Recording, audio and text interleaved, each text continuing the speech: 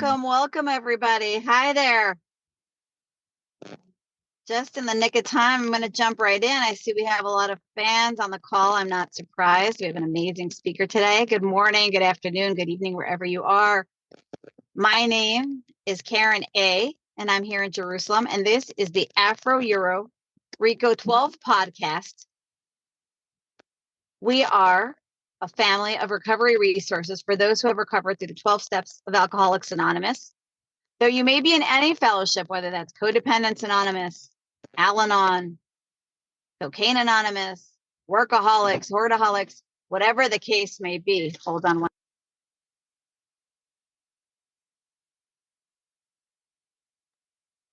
Someone just gave me a gift. In fact, we're always just getting gifts. So isn't that exciting? So let's give a gift to all you guys today, the gift of recovery. We're a family of recovery resources in all fellowships for people suffering from all addictions and all afflictions. You could hear previous Reco12 shares on Reco12.com. I'm looking for speakers. If you guys have a recovery story, if you are done with your 12 steps, living them day in and day out, we're never really done, and working with others, and you would like to share, hit me up. I'll put my number in the chat. Or you could email Justin, go to the Reco12.com website and get in touch with us, load a sample share, or, just pick up the phone. If you'd like to contribute a seventh tradition, we've got some costs associated with holding these Zooms. You could do that at Reco12.com/support. And we accept PayPal and Venmo. Without further ado, it is my honor, my privilege, my delight, my love to introduce Liza L, my fellow. She'll tell you about herself. I love. She'll share for about 20, 25 minutes, although I'm sure we'll want her to go on for more. And in the meantime, it won't disrupt her. Just jot down your questions in the chat. When she's done, Liza will be able to answer your questions one by one. And we'll go from there. Thank you, Liza. You're on.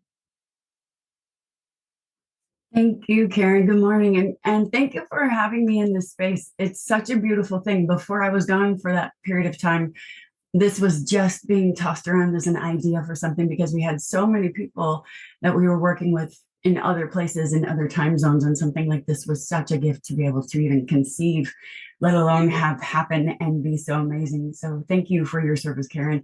And of course, everybody in the Reco12 family. Seriously, guys, if you don't have a home fellowship or you're not actively in a meeting in some way or serving and offering your seventh in person somewhere, and you're listening to this, please consider donating, right? Like this is a way to be an active participant in this fellowship. This also, by the way, Reco12 covers our Noodle expenses and all of the other things that are the amazing things, like getting to walk through the big book with David G and Justin and Nikki, right? All of these things are a part of the Reco12 family and what God has used Justin before. So please, really, that's a part of how we get to live this. And it is an honor for me to be a spearhead in that way as well.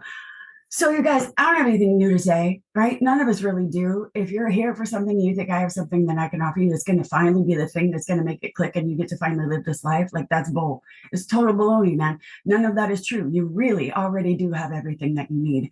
And if you don't, contact anybody in any of these rooms. Go through the workbook, get sponsored, then start sponsoring. That's where it really begins. So if you're not living and thriving in all 12 steps, it's not that you need to go to a different fellowship and learn another different bit of ABCs and all the other stuff and use a different book and find a new way and get a new sponsor. Like if I had to be in a room for everything that is the crap of me, I wouldn't have time to do anything else. And I wouldn't even have enough time to do that because all of my isms are like insanity, right? So really, you already have everything you need. That's what it means when it says that these things are indispensable.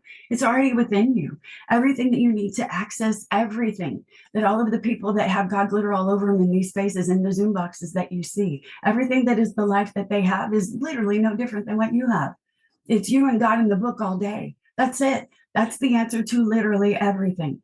This book, the Big Book of Alcoholics Anonymous, answers every question you could possibly have between that and your relationship with your own higher power. That's just yours. It can't ever go wrong. It's straight up just you and that all day, yours. And if it isn't working for you, get a bigger one or a better one or a stronger one or a more loving one. So many of us are trapped in a space of thinking religion is the same as spiritual, and it isn't. This is a spiritual way of life, right? So I was wondering what I was going to get to talk about today, and what if came to me. And I was like, all right, God, let's run with this and see what happens. And I want to share with you some what ifs that people that I love and adore brought to me throughout this week, because it's been a really interesting exercise to be able to wake up a little bit and see what our what ifs are. If there's a part of you that thinks that, man, if only this, then I could do that, right? Like, what if this happens or that happens, or what if I have, then that would make sense of something, and that would be an answer, right? Or all of the what ifs that are plaguing us because of whatever it is that we imagine is happening in the world and how we're impacted by that. All of these questions that we get to ruminate on and really drown in, right? So some of them could be like, what if I don't get the job? What if they don't like me? What if I'm not pretty enough, smart enough, strong enough, capable enough? What if my boyfriend or girlfriend breaks up with me? What if they aren't telling me the truth? What if I don't fit into an outfit anymore? What if my joke offended somebody? What if they don't like the way I cook? What if I don't have to take what they do into an account? What if it doesn't even matter if I don't think about those things as the priority when I'm trying to do a step forward? What if it doesn't even matter what they did or said? How many are dying on that hill? What if I made a mistake? What if my ADHD is a superpower? What if I was molested as a kid? What if I ignored somebody else being molested as a kid because I was safe and they weren't, and I didn't even care because I was safe and I didn't know better because I was a kid? What if today is every day? What if fear is imaginary and I can look at it like I look at everything else that's fancied or real in the stories I tell myself about the people in my life? What if I never make it? What if I never have sex again? What if I die tomorrow? What if I make a mistake and it's like a big one and people get really mad? What if I can't afford it? What if I ask for too much and I really am too much? What if one of the dogs gets run over when I'm walking them? What if I put on weight? What if I lose too much weight? What if my hair falls out?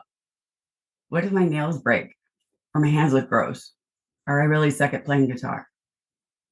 What if I didn't turn off the curling iron? What if God doesn't exist? What if I die alone? What if I never find love? What if no matter what I do, I can't make this shit work? What if this really isn't real for me, but everybody else gets it? What if I can't handle the pain and I die? There's probably a lot more. We can come up with them all the time. Our mind is really great at that. Here's what I know about what ifs. They also can be a tool. See, everything that we have that we've done, if you go through the workbook like we have that we use in the big book sponsorship, and we have this amazing workbook that's like a shorthand, kind of like when we say God, and it's a shorthand for everything that is everything that's my higher power. And since mine is my own and yours is your own and everybody else's is their own, we just say God is a shorthand for whatever it is. That's the thing, that's the not me of it, right? So what if, in that same way, we say God is a shorthand, we can also look at what ifs as a tool that then in God's hands, right? Because if God's in charge, everything that we are and have becomes a tool in God's hands, right? So what if we go through God first and have worked these steps and understand these things, and those what ifs can be turned on their head and become the most beautiful gifts? What if I recognize that my fear is total bullshit? And that even though my body, in a very physiological sense for all my fellow PTSD and CPTSD and every other kind of thing that is a quote unquote trigger that would then send us in a spiral in any other way before we had these answers. What if in those hands, which are God's and not mine, all of those things become superpowers? So now that what if becomes, what if I have the way to relate to somebody that has had the same kind of experiences that I have and are still so stuck in that overwhelm that they refuse to see that what they have done in playing God in their lives themselves alone can't and won't ever work? I mean, isn't that what actually we say every time we understand what step one means? I'm powerless. Everything that is my intellect and my logic and reason and everything that I relied on to keep me alive and safe, that worked for a long time until it didn't. What if that part of me that's trying to save me by killing me isn't reliable because it would kill me to keep me safe? What if that part of my mind, in its best opportunity and certainly best intentions, is still never going to be able to have power? I think a lot of us, certainly me, come into these spaces having worked the steps and we think, okay, great. And now I can learn how to manage this shit well enough so that I don't even have to rely on God. Because like, who wants to be codependent on God? I literally have had someone say that to me, right? Tell me you're sick without telling me you're sick. Hi, I don't want to be codependent on God, so that program's not for me, right? Oh, all of my awesome fellows in Coder know exactly what I'm talking about with that. We also, by the way, are the ones that freak out when we read the part about we have to give rather than get. That's our focus. Oh, no, that's not possible, as I do everything for everyone, and I never, ever, ever get anything I want from me. No one loves me like I love them. We believe that shit, you guys. But here's what that actually is saying. You're telling me very clearly, you don't actually know anybody. Sure, that person in front of you has a name and some kind of story that you've assigned to them and some kind of place in your life that means something to you. But you're not actually seeing that person any more than you're actually seeing yourself. You think that who you think you are is who you are. The same brain that is thinking those things is the same brain where our disease lives, right? I have to be in a different way. If you read things like We Were Now, in a different way, right? And you're like, I don't understand. Like, that doesn't make sense. What does that mean? It just means you haven't had that experience yet, right? And for as much as we drive, and like we drive, man, we drive. I know you can force some stuff. I know you have forced some stuff. We all have, right? So as much as we can do that in the ways that we're capable, in the ways of the world and being earthly human beings that do this thing called life, what if we gave that same effort and energy? There's a great what if, isn't it? To this way of life. And what if when we did that, it worked? What if my focus was on those things instead of everything else that I think matters? When we say things like, first of all, that step 3 prayer, which I love, I'm gonna get into that in a minute, and the set aside prayer, if you've heard it, if you're familiar with it, it's been kind of going around certainly in different online spaces in new ways because people are figuring out the power of that amazing prayer. And when we add to that one that we got, if you're listening to Rico's and got through the big book walkthrough with our Nikki and Justin B, you got to hear David talk about the version of the remove the veil prayer. And if you're a greedy person like I am, and normally I call myself a B word because that's my favorite, it's my new term ribbon deer and I use it all the time. But if you're that, I and you are the kind of people that will add that stuff to the set aside. So forget that I'm gonna be greedy, I'm gonna add it to all of it, right? Like just like the alphabet soup, I eat all of it. I belong in all the rooms, right? I want all of the recovery. Forget sobriety. I want freedom, and it promises me that. So I'm gonna go for the big thing. That's me. That's where I live. That's how I roll. So I do a set aside and a veil at the same time. Because again, hell yeah. Why am I not gonna get that? What if everything this book tells me is possible, and the only thing standing in my way is the brain that holds my disease and therefore keeps my spirit captive by separating me in a world where nothing is actually separate, but I can't see it if I'm sleeping and dreaming about being awake, right? It's that zombie life. It's the one that's me out there working and doing all this stuff and like straight up complaining about the trudge of this life and how busy I am and how exhausting this life is and how hard all of this is. And it still isn't working the way I want it to. So nothing's paying off in the ways that I think I'm supposed to be getting. It's because it's still that mind that's operating things. I think I can learn how to manage this stuff better if I just do some of these things and get that here. Or one of my favorites is God can have all of these things except for this one. And it's not like I'm even trying to keep it secret because whatever it is that's God that I know isn't me. And whenever I've tapped that source and I know the differences there, I understand like it's kind of pointless to think that I could keep a secret from it. But I still am in a kind of delusion that's like, yeah, but I could still hold back this thing, right? Instead of understanding like, ooh, but if I attack that one thing with God's power, then everything else falls into line, right? But the excitement for the ride and the thrill and the joy of this adventure, of this human experience, that's really and truly an experience. Even on what I would say are the bad days, right? I don't even recognize good or bad anymore, y'all. That's just nuts. Who thought that was coming? Not me, right? Truly, everything is a gift. If everything happens for me and nothing happens to me, everything about today and the experiences that it brings me is a gift. Even if it's a suck burger of a gift, that shit's nutritious. I'm going to eat it because it's on my plate and I'm not in charge. When we say quit playing God as though it's like a complete sentence, it's because it freaking is. Whatever it is that's a separation from me and that power, there's the power that I live by, is straight up me doing something where I think I can play God better. I get to excavate and figure out what that is. But I, me, myself, and I, in and of myself, the me that is thinking those same thoughts, can't do that. So my answer for everything is always to tap into that source of power. How is that ever a bad thing? If I literally am fighting tooth and nail and don't want to get connected to that power, guess what? Self all day. That's all that is. Straight up me and self all day. If you want to know what's where, that's what that is. That's me and self. It's really easy. I need for things to be so easy. And when it says simple, not easy, the price has to be paid. The simple, the easy, it kind of goes together when we pay the price. The price, it's the death of that self, right? My selfishness, my self-centeredness, the focus of everything that is through just these eyes and what they can see. And I already know, even without this program, there's so much more of the world than what these eyes can see. But now I'm that kind of crazy that praise, God, let me see what you would have me see. What? Who does that? I do. So what if I do a share as one? Thank you, someone, for in the room sharing. What if I do a share and forget what I'm saying and it doesn't make sense? Guess what? It doesn't matter. What if you do? Then what? Right? What's the next step of any what if? Okay, what if? Then what? What does it mean? What is the story you tell yourself about any of those things? The what ifs that I run toward. First of all, I had this most wonderful and beautiful thing happen this week. And it was the understanding of two things. One, when we look at firemen and all the kind of service positions of world stuff that makes sense from a service perspective, like firemen, I love them. They run into the place where the fires are, right? While everyone else is running out. As a matter of fact, a big part of their job is getting people out of where things are on fire so they can be okay. And then they go in and tackle the fire. We're spiritual firemen, y'all.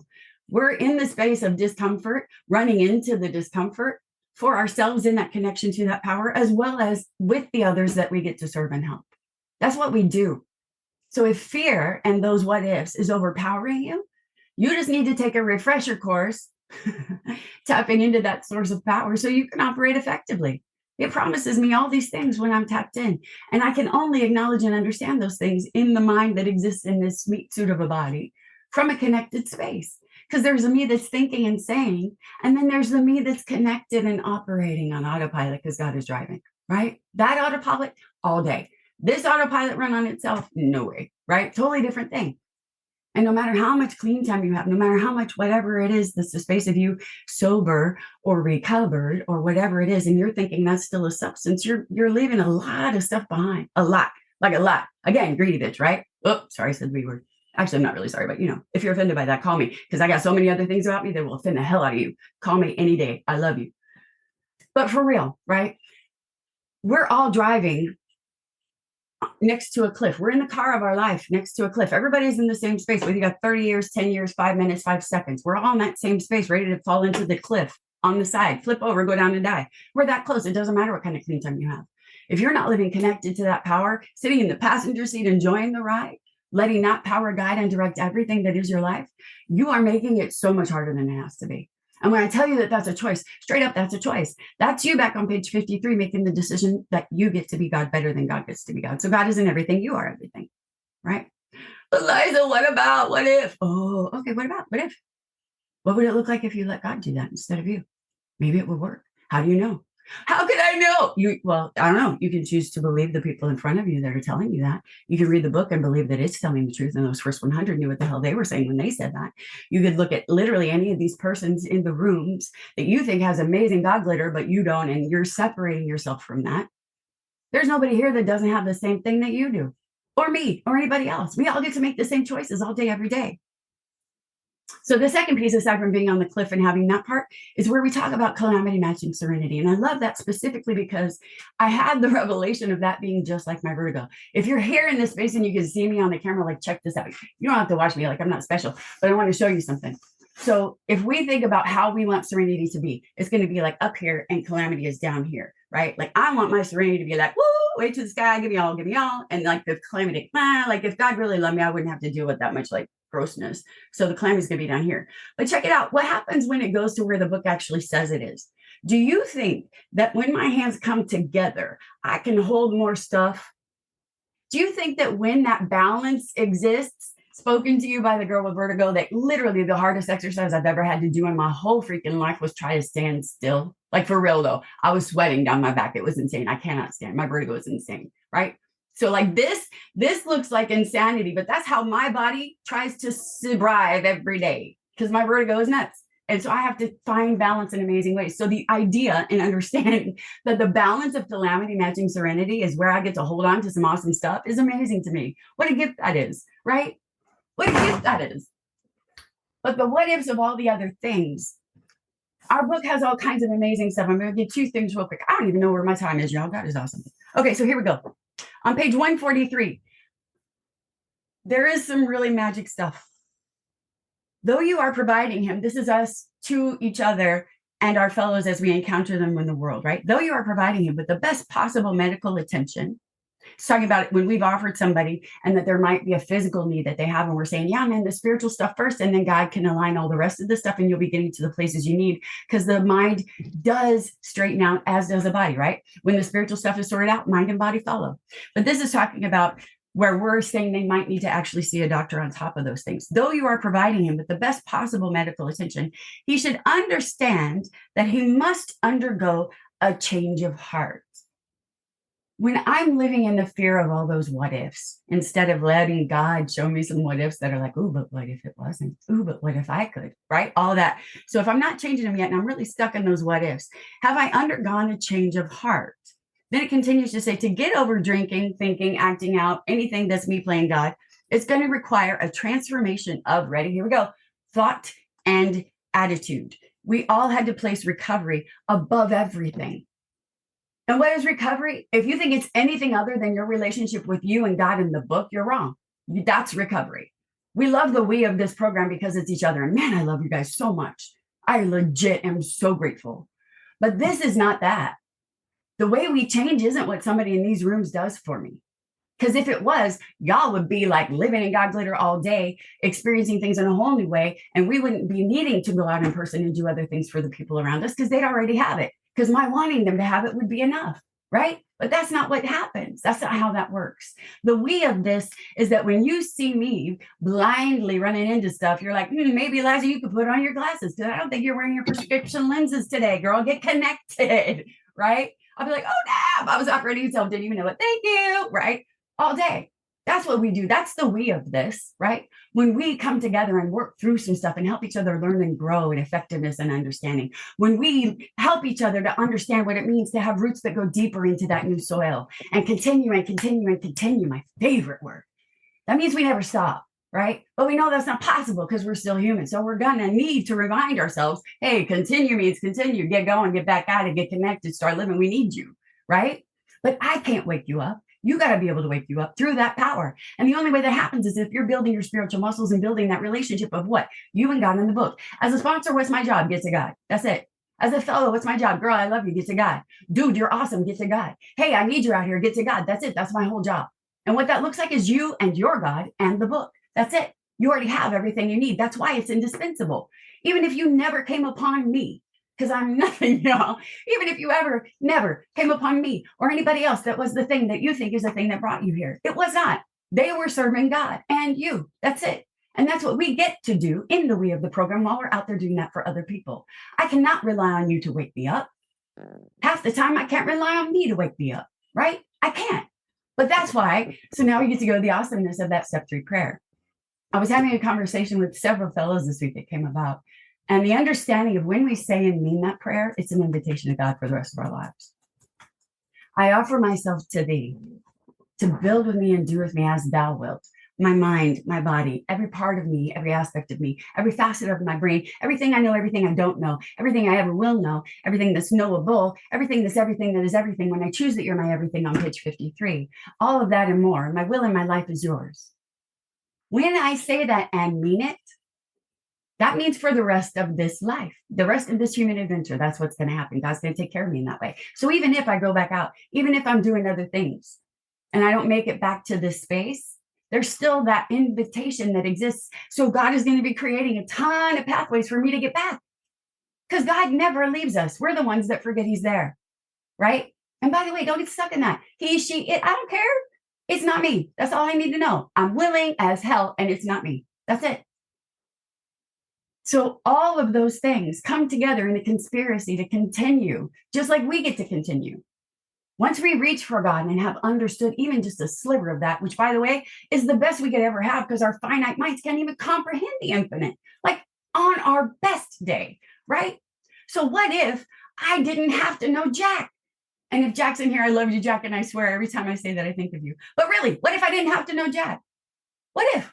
What if I didn't have to know anything? What if what I thought I knew was total baloney every single time I thought it and I didn't care? What if my answer and my response to everything was, who cares? Go to God first, because then you can make some sense of things, right? What if I chose to live my life aligned with everything I really said that I wanted, everything I prayed and begged for, which was, please use me, God, right? Use me, God. I love you, God. Thank you, God. Help me see, help me wake up, help me serve. What if every answer to every prayer was really everything of every minute of every day, me getting out of my own way completely? Everything I think I know about you, about this program, about the people in these rooms, about what this book says, about how I'm supposed to live this life, every story I tell myself about everything, because it's all bull. Unless God's giving it to me right now, it doesn't mean anything.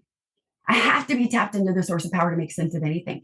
Transformation, mind and body, thought and attitude. Am I transformed or not? Do I want to be or not?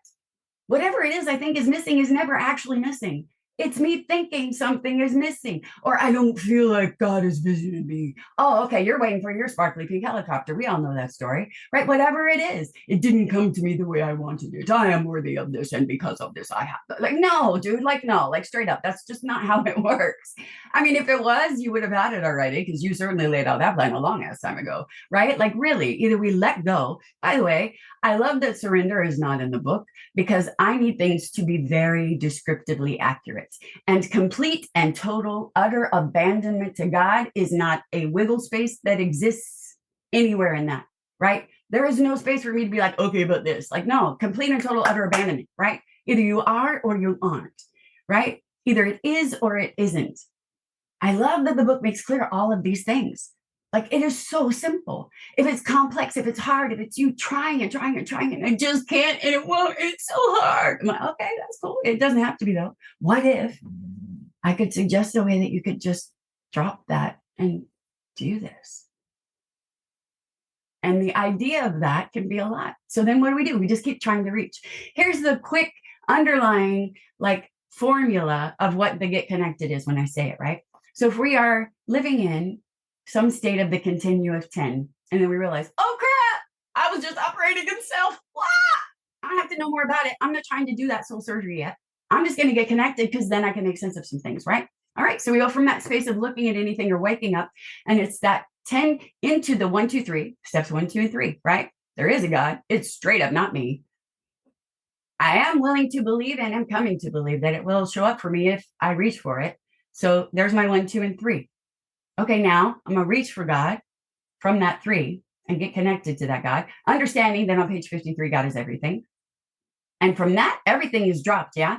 Because if God is everything, whatever I think it is I'm holding on to that's important, including all those what ifs, is like straight dropped. I don't care. I'm naked and just running to God. It doesn't even matter. All the crap that's killing me is me. Doesn't matter.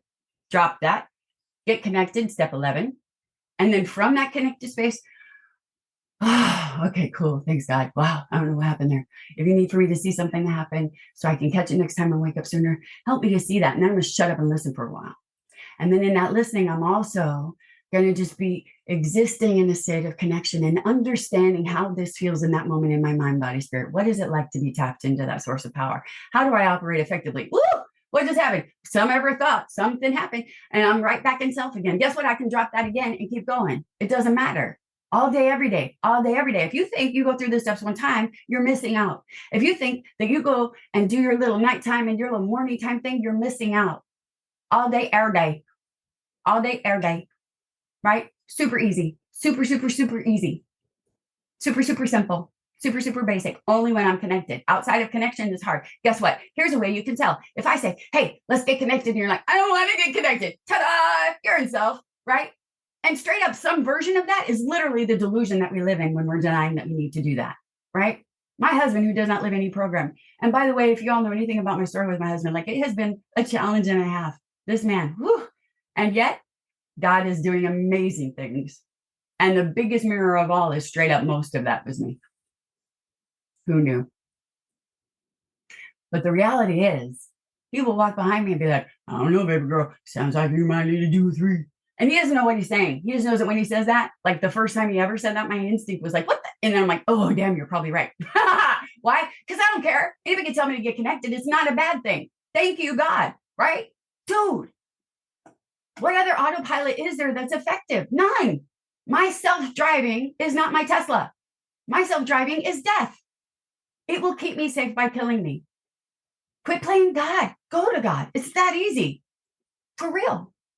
Whatever it is you think you have to let go of, you have to drop this, the challenge, this, the hardship. But what about, I don't care. And legit, I don't. I love you more than anything. And I seriously don't care about any of that. Human stuff is human stuff. We're stupid. Like, we really are. That's not where we're meant to live. And that's certainly not what the people behind us are waiting for us to show up to help them through. Right? Get busy living or get busy dying. Shawshank all day. I'm pretty sure I've like way overgone time and stuff. But I love questions. I love anything you guys can bring. I love being able to show up for you because literally God is that good. And all the experiences that I've had, including the ones that anybody else would tell me is like, oh my God. It's like, yeah, no, dude, just a meet suit day. We're good. Life is amazing. And if it's not, you're missing out. And it's not another person that can get you there. Sit in the discomfort of trying to just have what you always will have and always do have. You and God and our manual for life. That's it. Because whatever it is, that's the you that needs somebody else outside of you to make you feel better, to make it make sense, to make it whatever, you're still trying to find that something outside of you that can do for you what you already have the capability of doing and that you alone must do. No one else can do that for you. There is no magic word or phrase or anything else that you're going to hear from me or anyone that we love in this amazing Reco space that's going to change any of that ever. The real growth, the real expansion of our lives, the real life in the freedom of what is promised, awake and aware, is just you and God and the book. And if I'm not sitting with that book between us, telling you exactly the same thing, I'm not doing my job. If it was different, we'd be telling you it was different. But the first 100, as they told us, and the rest of us that live aligned with them are here to tell you it's not. It's still just you and God in the book, but I'm going to be shoulder to shoulder with you all the way. And guess what? We're all trudging just the same. That effortful, like intentional, deliberate necessity of physicality walking in the balance of calamity and serenity. That's this life. Look at your expectations. Look at your stories. Look at whatever. Or don't. Really? My answer, the best answer is don't. Who cares? Don't look at it until God tells you to. Just get to God. It's that easy. I love you. Thank you for being here with me this morning. Thank you, Liza L. Everybody, please put your questions in the chat and we'll have Liza take them one by one. Anyone has a question, you don't even have to raise your hand. Just go ahead and type it or raise your hand. You can say it out loud if you want. Oh, sorry, Karen. I did see one, and it was, what if we're attempting to live by spiritual principles in an environment where other people aren't, like office and whatever else? That's the same kind of what if, and I love you so much. Yeah, who cares? What if? What if you are? There is no way. Well, let me backtrack on that. So usually we have things that are like watchwords, right? So for me, when I hear words like should or try, it's like in that early warning system of our triangle of mind, body, spirit, right? If it's in that space of something, for me as a watchword, I'm watching where I say try and should and those kinds of things, because it means self is driving. So in that space, what I'm going to do is make sure that I'm connected. By the way, Stereo MC does not get enough credit because that song is freaking bomb and can totally remind you where we're supposed to live. Get connected, right? But the reality of that is, so all of the office and daily stuff can be what it is. If I am living by those principles, I think part of the problem in some ways is that we think when we are endeavoring to serve God and show up connected to our lives as much as possible, there's an idea of perfection. But I'm telling you, and the book tells us, which is the only reason I know, is that part of our recovered life includes mistakes. I'm totally going to bite it, man. I'm totally going to faceplant. I'm absolutely going to make mistakes all the time. And that is a part of how also it should be, right? Just like the ups and downs that should be, as the book tells us. So in those spaces, when I wake up and aware of my try, which is the me effort of things and not God operating through me, that's something to pay attention to. Right now, I'm going to make sure that I'm awake and connected and tapped into that source of power. And I'm going to continue actually living by those principles instead of the try of those principles. And when I'm in that state, whatever anybody else is doing has no difference in my world. It makes no difference to me at all. As a matter of fact, that's exactly the situation with my husband, who, again, doesn't have any of the same recovery needs that I do. But when I show up in the sunlight of the spirit with all my amazing God glitter, like, he gets all of that and then some. And funny, it changes his disposition, because I'm alive and awake through the power that is everything. That's the power. And even though that's me and my power and the book that informs that, he has his own power. And it's like those powers are up in that world where we don't exist as humans. That is the universe of infinite whatevers. And they're like high-fiving and shit because we came together. Woohoo! So they're operating through me, connecting with each other. I don't have to know jack about it, except I am in charge of me getting connected. Once I'm connected, God does what God does, and I am along for the ride, right? I hope that helps, because that was a really great question. But legit, if I'm worried about that kind of stuff, it's me. I'm gonna jump in here, Liza, because Liza's on fire and she's fast, and I'm gonna slow this one down. We're gonna rewind it and play it again, 1x, right? Because Liza's on fire at 2x here, God X, XX.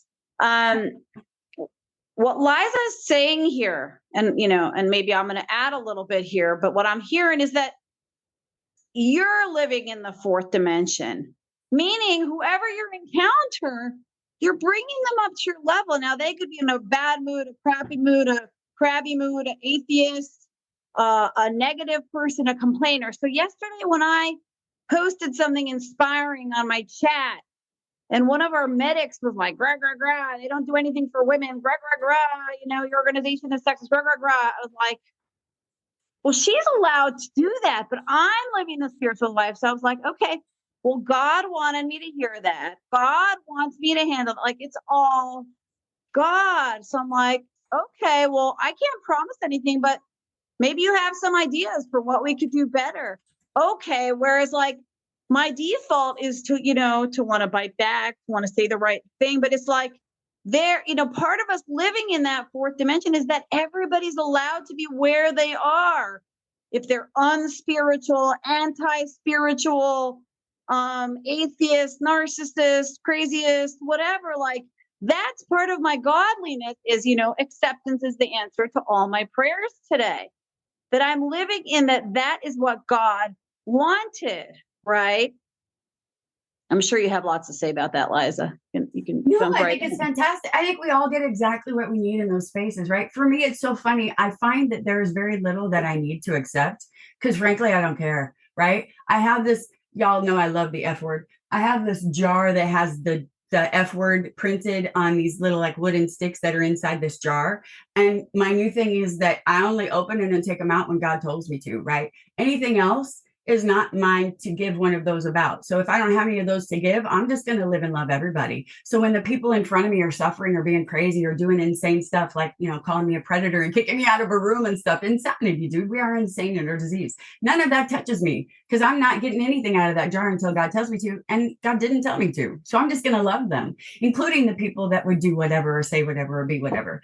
As a matter of fact, when I interact with them in those spaces, I show up even more covered in God glitter because I am safe and protected through that power. And it is always, always driving in those spaces. And if not, when I wake up and catch that it isn't, when my body in that early warning system says like, ooh, warning, right? You're getting defensive. Ooh, let me tap into that source of power. I was getting human for a minute there, right? I die in that stuff. I'm not meant for that. I got to remember to stay connected. And it makes it really easy from that point because I can see them as my brother or sister in the way that we live this life. Further, if we get even farther into that, in the tapped in way of life, I am you and you are me. There's no separation that exists. Everything that is everything is that we are one. That's the entire circle of our circle and triangle, the oneness of everything.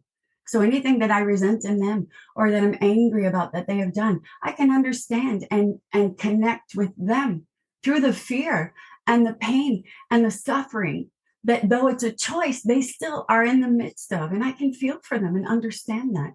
And my light and the way that God gets to use me for them is as an example of what is possible. That's all. I just show up all day, every day for everyone. I have no idea what God is taking me to. That's not my job. It's still in the jar. I'm not worried about it. I'm going to just keep showing up. What if I'm letting another person dictate our relationship and it's causing me pain, low mood, and low self-esteem? Oh, dear friend. So when I have sponsees and people that I work with, honestly, y'all, I'm getting away from sponsees for real. I'm like a step guide, and whatever it is that's relationship. Like my job is just to get everybody to God, right? So, but when there's a struggle or something and I'm working with someone else, I don't take those calls because obviously I'm busy working with someone else. But I do always address them, and I love when I get voice notes or messages. So let's say I have a message from someone that I know and love, and they're asking me this, and I'm going to tell them, hey, honey, read that message you just sent me. You already know your own answer. What if I'm letting another person dictate our relationship and it's causing me pain, low mood, and self-esteem? So for our friend here that asks that and points out that beautiful what if, that you are letting another person dictate your relationship tells me that maybe God isn't in charge of that relationship. And that what that person is doing is causing you any sense of anything, means that God is not present and foremost the priority in your existence in that moment, because you think a person is doing something to you instead of God doing something for you. So in the moment of waking up from that pain, that low mood, and that low self-esteem, in our triangle of mind, body, spirit, how this program works for us when everything is interconnected and we're awake and aware, your warning system is telling you that low self-esteem, low mood, and pain, which I'm presuming is like an emotional sense of pain, or maybe even physical pain, I have no idea. But the reality of that is get to God. The answer is always get to God. From that space, it'll make sense and have a different understanding. What are the actions that you're taking through connection that are delivering that result? I would probably wager, if I weren't an addict that probably shouldn't gamble, that there's a lack of connection there, right? So get connected and read, do some big book roulette, right? You don't have to have the working part of your mind that has a rote memory for every page of the book for this to be your life, right? It happens and it does become a working part of the mind. But God shows up in big book roulette, right? Are you letting the book just open to any particular page and reading it? Like, what did that page just give me for you, dear friend? Fear of fear. And that's not even in the front 164. So I have very little understanding of what's there because I don't really read those a lot. But when I do, it's because they were meant for me in some moment. And there we go. Right? Like, that's how simple this can be. It's you playing God. Where are you playing God in your life? And how can you stop doing that? You can't, because you will forever think you can. That's step one. Remember? Okay, so we got step one. We understand I can't play God, and I never will be able to play God in a way that's better, or that will allow me to play God better so that I can manage my life better. God is God. I'm not God. Step two, step three, page 53. Step 11, get connected. Now make some sense of things. Does that make sense? What is your daily spiritual practice? I wake up and the day belongs to God. And all day, every day, everything in my head and heart and soul and mind is driven to God. And if I wake up and realize that I'm playing God again, I restart. It's with God. My life is my prayer, right? Like, there is no separation from any space and time that exists that is not my human adventure, because the infinite doesn't give a crap about time. It has no understanding of what that means other than that it created it for us to do some stuff with, right? But it doesn't operate on that level. The infinite is bigger than all of that. So I tap into the infinite where none of the stuff I think matters. And what actually matters is that I'm connected to that power and I'm able to show up for other people and serve and live aligned with what the book tells me. I can't do that. I never can. Never, ever, ever, ever. Liza and her meat suit will never be able to do those things. 100%. I cannot. When it tells me that I'm disciplined, when it tells me things like the working part of my mind, when it tells me that the proper use of the will exists, guess what the prerequisite for all of that is? Connection, operating through that power. Like, it's so freaking simple, you guys. Any other questions here? Let's have a golden opportunity to get some coaching here for someone who lives this program. And anything for the record about relationships, we like to think it's just romantic relationships or whatever else. It's not. Our ideals exist in friendships and in interactions at the grocery store, and right? Everything is everything. When we say God is everything, that's everything. There's nothing missing from that space. All of that, all of our relationships, all of those things can absolutely be about that. So how I show up for my fellows. If I'm a different person in the rooms, especially Zoom rooms, or when I go to an in-person meeting, by the way, if you're not going to an in-person meeting, get your ass to an in-person meeting. If there isn't one that exists that's your fellowship, go to CA. Everyone is welcome. Whatever it is, wherever you are, get to an in-person space. The ease of hitting a button in this kind of world that is Zoom, and then watching my countenance change and understanding I'm actually still just as miserable, but I'm putting on a face for you. That is Zoom for a lot of people. And when we see people in these spaces that look like things are awesome, there is not actually an understanding that things are awesome. They're going to struggle and have hardships and challenges and be in self as much as anybody else. Getting to an in-person space changes that in different ways. That doesn't mean the Zoom space is not valid or effective. It's amazing. I would not have the life I have without that, honestly, truly, right? Recorded shares saved me. And after that, helping you continues to save me. But my you is the whole world, not just in these spaces. They need us out there in person. And to exist in a room, especially in CA, for which I'm forever grateful, as much as I would other myself out of that space, I belong in that space completely, because it is the all of the above, all inclusive space where we all can be together. And if they don't understand that yet, maybe that's why it isn't that way yet in my local place, because I haven't been there and they needed me, right? It's uncomfortable, y'all. It's a very different kind of presence. But for me, it was very necessary. See what higher power has for you in that space. But there's no version of me that gets to exist separate from anyone. So it's a relationship, whether I'm driving in the car and looking at the car next to me, whether I'm in the grocery store checking out, talking to both the cashier and the person behind me, whether I'm at the grandkids dance recital or whatever the hell, like all the things, right? All day, every day, everything is everything. And if God is everything, that also means God is everywhere. And sometimes the only version of God that they're going to get is what I can do as I demonstrate through the way that I behave and live what God is and what is possible. They need that. I know I did. I was dying out there for that. I never saw that. I was going to every room I could find. I didn't have that. But because God is bigger than us, I still was able to get where I needed to go when I started seeking, right? And the more that I'm in that space, the more close God draws me near. Like everything that it says in this book happens in the ways that it describes, even better. Because the experiences that we have, do you all understand we're experiential learners? Every person that's an addict in this space, we learn through experience, sometimes very, very, very many experiences, and we're slow learners, right? But legit, we learn through experience. So the experience is how we get it. And that also can be what they get from us. What we offer them is the experience of just encountering us, whether it's them walking away with our God glitter on them or not, right? We just show up. God's going to do what God's going to do. I don't have to know what that is for me to do it. I'm just going to do it. I don't care. Like legit, I've never been able to say I don't care and have it be as amazing, but I don't. By which I also mean I do nothing but care because I'm here to serve. And however I'm meant to serve them is what I'm going to try to show up in through that connection to that power, right? Like our instruction manual is not in any way flawed. And when I tap into that source of power, this book evolves and grows with me. I can read the same things 50 times and then the word win will jump out. I'm like, what? Wait, that just said win. Do you what? Like blow my mind. Like it's a word. Like, but it does. Like that's how it happens in this space. This stuff, it really does rocket us to another place. When it says next we launched, if you don't feel like you're launching, try again through the power that matters. See how much more of you can take out of that and make more room for God to fill up as you ask for him to be that everything. There's no wrong way to go about it.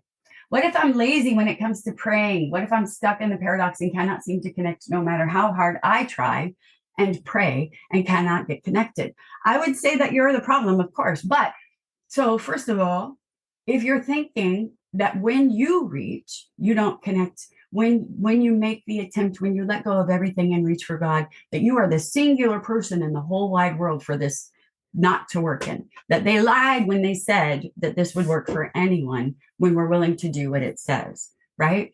And while I do think that you're very special, I don't think that that's the kind of special you are, because I don't think that any kind of higher power that would be the attributes that I attribute to that higher power, love, truth, all of the things that are what we know are that power when we operate from it within our lives and connect to it. So the questions then become, When you're saying you're stuck, what does that mean? And when you have an expectation for what it would feel like to be connected, what is that based on, right? How are you reaching? How are you seeking, right? It doesn't say, may you find him in 10 years when you've done enough Hail Marys and they come around to this, whatever, and have this and that, I've earned it. It says now, may you find him now, right? And it says could and would, whatever, if sought. How are you seeking? If I'm waiting for a particular representation or presentation to be the presence of God in my life, I already am telling myself the story for what it would look like if it were here. But what if, instead of thinking I'm lazy and stuck, I could just be quiet in the discomfort of me and God alone and see what happened from a place of willingness? Because we understand, especially from we agnostics in multiple places, but even from Bill's story, I want to say page 14. Let's see. I love when God does this. Something has happened to you I don't understand, but you better hang on to it. That's Bill to Abby, yeah? Anything is better than the way you were. Oh, no, actually, that's not it. That's Bill talking. Anyways, whatever. It's someone that has had a spiritual experience. It's actually Bill in that moment. Is describing the spiritual experience and kind of freaked out because it was such a profound experience, right? And the person that he's talking to is saying, something's happened to you I don't understand, but you better hang on to it. Anything is better than the way you were, right? That's what happens when I'm in that. Yes, thank you, our Joseph. Oh, I love you. Yes, exactly. That was Silky to Bill. So here we go, even above that on 14. Simple, but not easy, right? We hear this a lot. Price had to be paid. That's in the same sentence, y'all. That's not a separate statement. It goes with that, right? So are you paying the price? The death of self, right? It meant the destruction of self-centeredness. I must turn in all things to the Father of light who presides over us all. So, dear friend, are you turning in all things over to the Father of light that presides over us all? And it says these are revolutionary and drastic proposals, but the moment, right? The moment I fully accepted them, accepted what? Those proposals. I'm turning everything over, including what I think I know and how it's supposed to look and feel and be and what my life will look like and how it ought to look for me to be properly recovered. Don't you know? I have a vision of what that's supposed to be, right? All those things.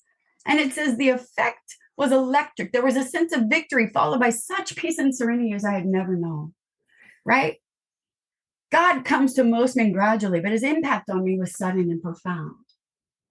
So maybe you're expecting that kind of Bill, awesome white light, whatever, and it's not hitting you the ways that you want it to. That doesn't mean it's not hitting you. And that doesn't mean it doesn't exist. But what it does mean is that if you are awake and aware and willing and truly seeking, there is no version of you that cannot tap into that power, period. And then watch that continue to grow the more you do that. And practice building those spiritual muscles. This is uncomfortable. This way of life is awkward and challenging in entirely new ways, but we're up for the adventure because we have a different understanding, right? In that other dimension experience of things, we get to see what actually matters, and it's none of the things we come here thinking it is. I hope that helps. How can we be really accepting of ourselves, gentle, and still expecting a lot and being accountable? Oh, dear friend, remember when I said you're going to have your own thing and it's going to be you telling yourself the answer? You just didn't see it that way. You just did that. How can you tell me? How can we be really accepting of ourselves, gentle, and still expecting a lot and be accountable, right? And if that doesn't occur to you, absolutely reach out. I'm happy to have a conversation about all of those things. And people talk about 10, 11, and 12 like they're maintenance steps. They're life support, right? Like, I don't know about maintenance, but it's life support. If I'm not connected, I'm dying. So, like, literally, you cannot disconnect me from that machine. I must be living in all 12 steps. And that means constantly all throughout the day. Wait a minute. Did I just play God? Yes, I did. Well, guess what? 1, 2, 3. Page 53. Step 11. Look at some shit. Is that a 10? Is that a 4? How do I need to clean this up? Okay, thanks, God. Let's go. Right? Anything else is me managing my recovery. And we know that when I'm in charge, life becomes unmanageable and everything within it falls apart. So I don't do that. I let God do that. And I wait until I know what God is telling me. And in the meantime, I'm out here living and loving like I'm meant to. And life suddenly is balanced. and amazing.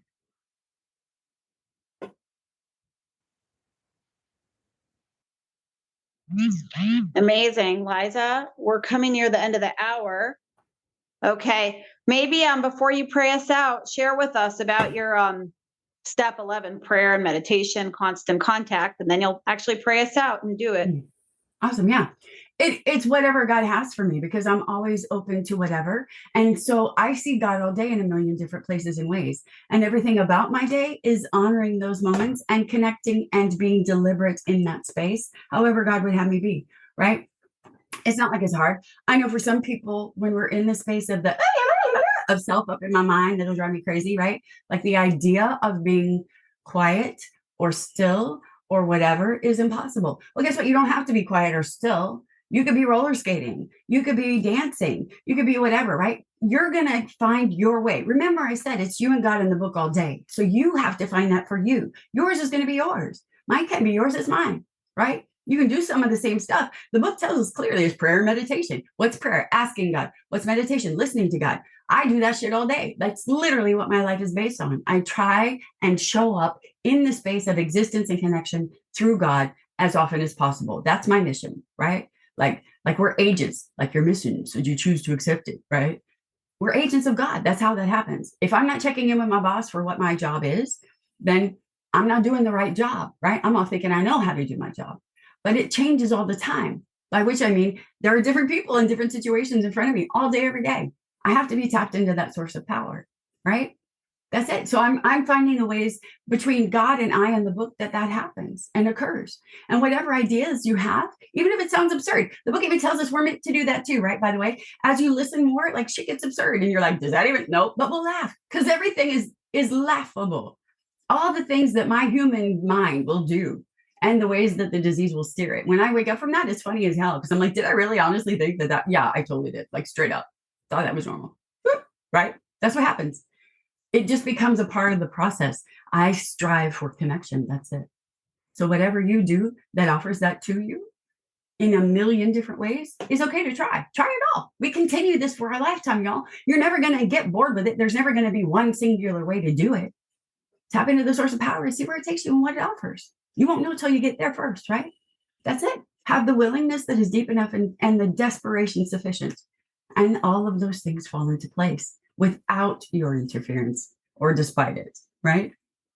So the step 3 prayer, when I say it, I mean it. And I don't think I've ever been able to say it in a way that wasn't completely enthused, because for me, it's like me and God, me and God, me and God, me and God for your sake, me and God, right? So I offer myself to thee to build with me and to do with me as thou wilt.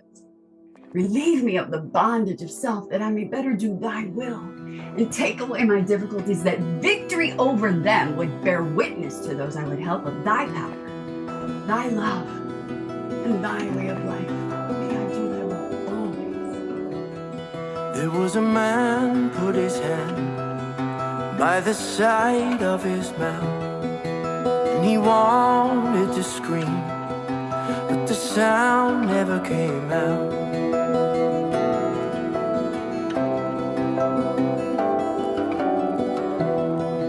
So he reached for the bottle to wash the pain away, 'cause what he wanted so badly was to live a different way.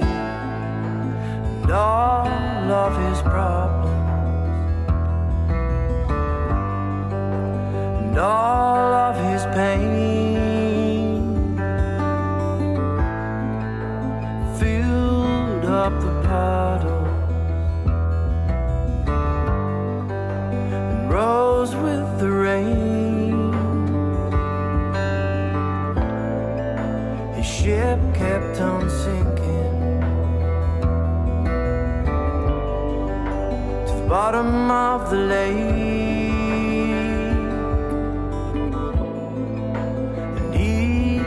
For certain that he was just a fake, just a fake. Was a man put his hand by the side of his mouth,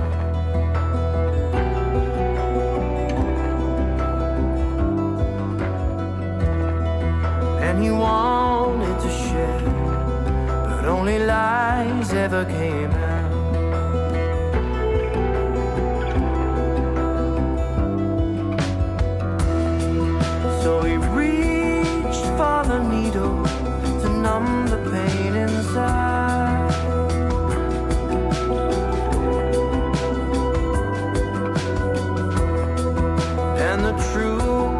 that he yearned for shriveled up and died.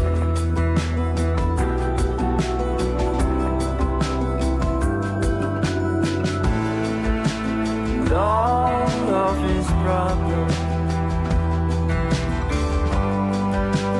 and all of his pain filled up the puddle, rose with the rain.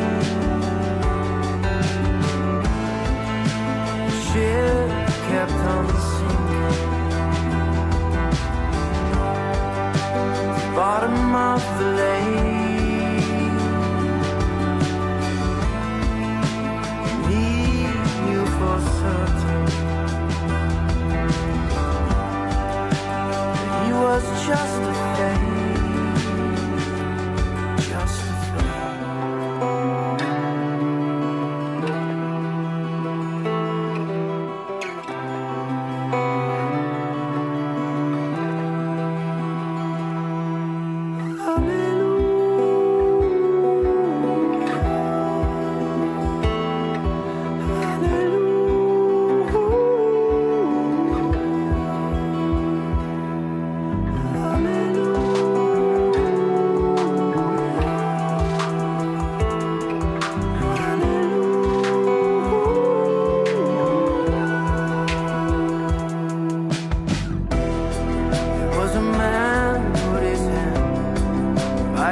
side of his mouth as he read from the book, only truth spilled out.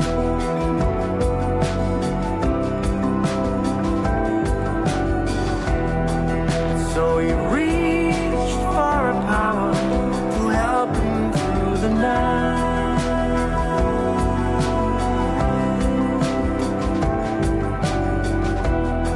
Cause what lives in the darkness dies in the light.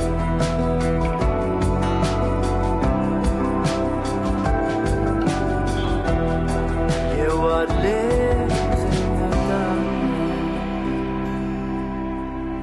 dies.